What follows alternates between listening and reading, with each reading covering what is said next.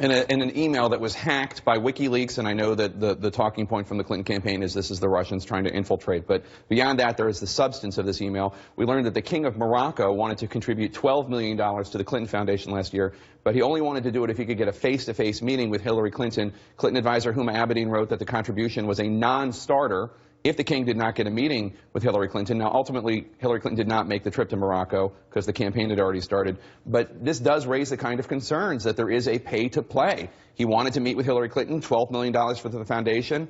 I mean, doesn't this feed into one of the concerns that voters have about Hillary Clinton and the Clinton Foundation? Well, I'm glad you asked the question for that reason. It was known for a long time that the Clinton Foundation's conference was held in Morocco. It has been known for a very long time that Secretary Clinton chose not to attend that conference. So there isn't anything new here. Well, Bill and Chelsea did. They did. But Secretary Clinton chose not to.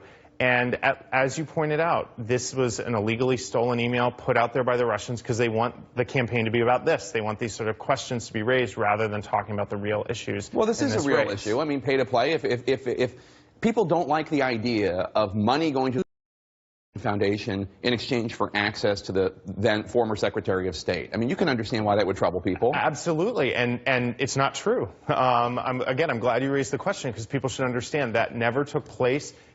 Secretary Clinton always met the highest ethical standards when she was Secretary of State, when she was United States Senator. There were systems put in place to prevent exactly what you're talking about. And again, the Russians illegally stole these emails. They're selectively dumping them out. I can't even verify whether the actual content in them is real. But this is the conversation they want us to have versus how Hillary's going to create jobs, how Hillary's going to help lower costs. Well, when Hillary Clinton was Secretary of State, and this is not from WikiLeaks, this is from a Freedom of Information Act request, when Hillary Clinton was Secretary of State, and the Haiti relief program was going on, and the State Department and the Clinton Foundation were working on that, emails were sent to the State Department in which people who were quote-unquote friends of Bill, FOB, were highlighted. Why would they be highlighted if it wasn't because cronies of the Clintons would be given access and contracts to help rebuild Haiti?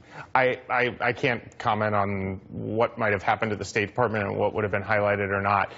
But again, the State Department has been clear repeatedly. There was never any special favors. Nobody has put up any evidence that any of this actually happened. And the Obama White House and the Department of State put in the highest possible ethical standards, and there's never been any evidence of any pay-to-play at all. We talked